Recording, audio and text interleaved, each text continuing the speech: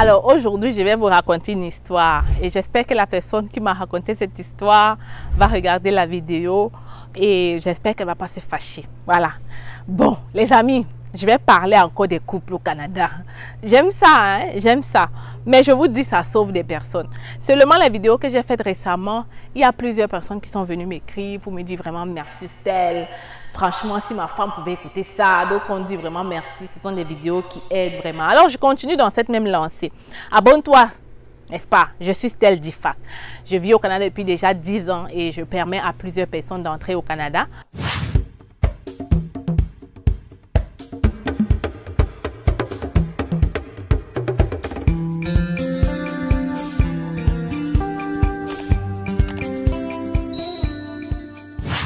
Alors, vous vous êtes déjà posé cette question. Comment seront les couples en 2035, en 2040?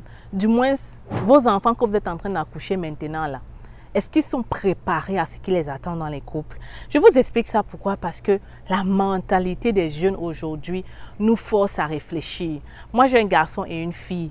Et je me suis dit qu'il faut que je forme mon garçon pour que demain, s'il rencontre une fille qui a les valeurs du pays, tant mieux. C'est-à-dire le genre de fille prêt à, voilà, à assumer un mari, tu vois, les maris de chez nous au pays, au Cameroun, là, les pères du... Je réexplique. Je dis, moi, je suis en train de former mon fils de manière à ce que quand il sera grand, quand il voudra se marier, il soit apte à tout faire, cuisiner, laver le sol, laver les assiettes. Du moins, il soit capable de savoir que je sois sereine de savoir qu'en fait, il peut le faire. S'il rencontre une fille qui peut le faire, tant mieux. S'il rencontre une fille qui ne peut pas le faire, tant mieux. Pourquoi je dis ça? Parce que j'ai discuté avec une petite fille. Je dis une petite fille, hein, une jeune là. Et elle m'a dit ceci. Stell, on causait comme ça de tout et de rien. Elle me dit, moi, quand je vais me marier, vu que je vais travailler et que je vais contribuer dans ma maison 50-50%, il est hors de question que quand je rentre, c'est moi qui sois en train de ranger la maison, c'est moi qui sois en train de cuisiner, c'est moi qui sois en train de tout faire pendant que mon mari ne fait rien. Et pourtant, je contribue 50. S'il advienne que je dois tout faire, ça veut dire que dans les factures, je ne dois pas contribuer 50-50.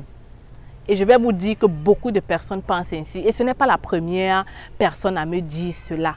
J'ai aussi une autre personne de ma famille qui m'avait clairement dit que c'est comme ça que chez elle, ça se passe. Si c'est 50-50, alors ça veut dire que pour la garde des enfants, c'est 50-50.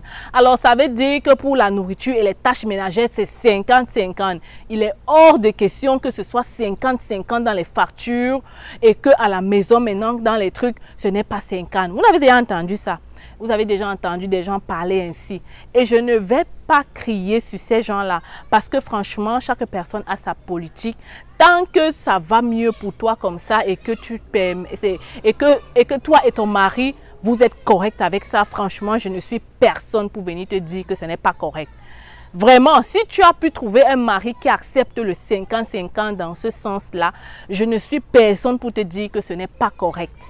Maintenant, le problème se pose au niveau où il y a des femmes qui se sont mariées avec des gens qui pour eux le 50-50 là ne fonctionnera jamais comme ça, mais qui avec le temps espèrent que ça fonctionne comme ça, si bien que avec le temps, voilà, ça a créé des divorces, des disputes, des séparations. Moi, c'est à ces personnes-là que je veux parler ici aujourd'hui. Parce qu'il faut comprendre qu'on n'a pas les mêmes 5 doigts de la main. Pour cette fille-là, c'est génial. Elle a trouvé un mari prêt à accepter cela. Mais pour toi qui n'as pas trouvé quelqu'un prêt à accepter cela, il faut peut-être accepter ta part de ta personne comme ça. Et il faut savoir gérer au lieu d'essayer de le changer. Les amis, il est problématique, il est plus qu'important pour toi de comprendre avec qui tu es. Je vais encore revenir sur cette phrase-là parce que vraiment, je pense que le problème vient de là. Et chère maman, cher papa, vous qui avez des enfants filles, il est important aussi d'éduquer vos enfants, surtout les filles, parce que c'est vous qu'on épouse. Ça veut dire que l'homme, s'il veut, il peut se marier quand il veut, mais la femme, vu que tu vas devoir attendre qu'on t'épouse, il est mieux pour toi de multiplier tes chances en n'ayons pas ce genre de pensée, parce qu'on ne sait jamais. Il peut arriver que toi, tu rencontres plutôt une personne qui n'est pas prêt à accepter cette mentalité-là et qui recherche plutôt des valeurs-là et que franchement, tu es folle de lui. Et vu que tu auras déjà amassé ça, tu seras déjà éduqué comme ça, tu auras déjà cette mentalité-là, ça sera difficile pour toi de te caser. Donc, je t'en prie, papa, maman, commencez, surtout ici en Occident, commencez à éduquer vos enfants différemment. Et je pense que l'enfant regarde ce qui se passe en fait à la maison.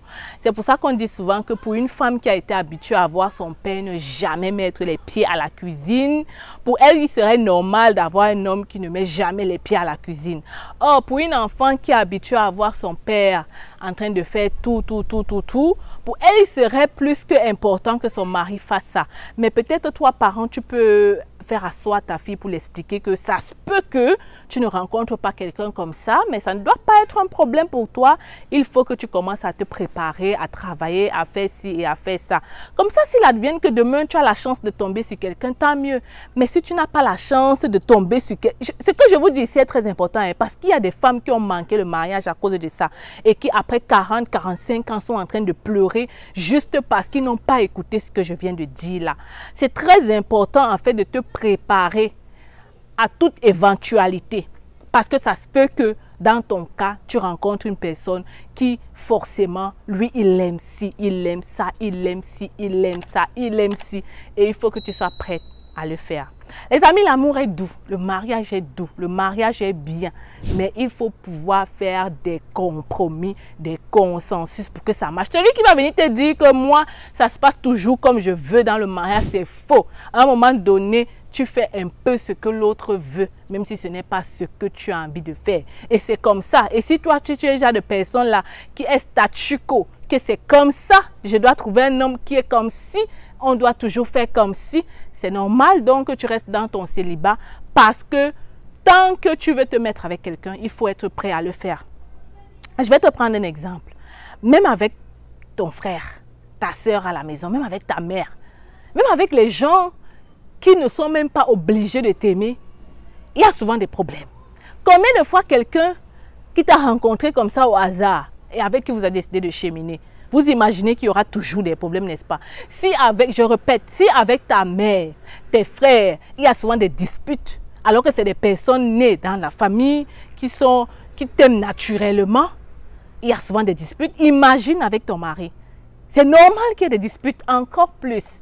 C'est donc à toi de savoir en fait comment gérer cela. Parce que des disputes dans le mariage, il y en aura. Et des consensus, tu devras les prendre. Des compromis, tu devras les prendre. Et il faut que tu comprennes ça très tôt pour pouvoir sauver ce mariage qui potentiellement est en train de se détruire à cause de ça. Donc, les amis, vraiment, c'était une vidéo rapide. J'ai pensé à ça. Je me suis dit, je vais encore parler à quelqu'un aujourd'hui. Et j'espère que ça va pouvoir sauver une famille. Parce que le mariage est bien. Le mariage est doux. Le mariage est sucré. Mais il y a des personnes qui oublient en fait les principes de ça. Et qui se disent que, ah non, je m'arrête ici, n'est-ce pas? On va faire une autre vidéo là-dessus. Si tu as apprécié ce petit message et si ça t'a touché, si tu as compris quelque chose, laisse-moi un commentaire. Si tu as des questions ou si tu as une préoccupation ou si tu veux même me raconter ton histoire, n'hésite pas. Hein. Quand je parle, tu vois, je ne mentionne jamais le nom. Pourtant, tous ce sont des histoires des gens qui me racontent par email. Alors, n'hésite donc pas à m'écrire par rapport à ça. On va laisser la vidéo. Peut-être les gens vont venir donner leurs commentaires et on espère que des gens matures vont nous aider. Moi, je pense que le mariage, il n'y a rien de plus beau que le mariage. Mais il y a beaucoup de personnes qui ont perdu cet esprit de mariage que nos parents avaient et qui ont permis que des personnes puissent faire 20 ans, 50 ans de mariage, 100 ans de mariage. On va essayer donc de parler de ça dorénavant dans les vidéos de C'est Facile parce que je crois une fois de plus que quand tu es à l'aise avec ta famille, ton mari, tout peut bien aller pour toi dans tes projets. Si vous aimez ça, si vous êtes d'accord avec ça, laissez-moi un pouce j'aime. On se retrouve donc dans une autre vidéo. Alors, je te propose ici d'ouvrir un compte bancaire au Canada en étant en Afrique. 2 conditions à remplir. Premièrement, il faut que tu aies ton approbation de visa ou encore que tu sois nouveau arrivant au Canada. Si tu remplis ces 2 conditions, n'hésite pas à m'écrire par email pour que je te donne le formulaire. Si par contre, tu n'as pas encore ton approbation de visa, ce formulaire ne te servira à rien du tout. Ceci concerne donc uniquement ceux qui ont déjà le visa pour le Canada. Ouvrir un compte bancaire en étant à l'étranger te facilitera tes transactions. Tu pourras transférer tout ton argent vers ton nouveau compte ici au Canada. Desjardins, c'est une banque qu'on ne présente plus. Pour moi, en étant résidente permanente au Canada et immigrante depuis 10 ans, c'est la meilleure banque que tu puisses avoir au quotidien. Parce qu'elle est partout, dans les régions, dans la métropole. Donc, ça facilite vraiment la vie. Je t'invite donc à m'écrire rapidement par email pour profiter de cette occasion. hello@cfacile.com. C'est totalement gratuit.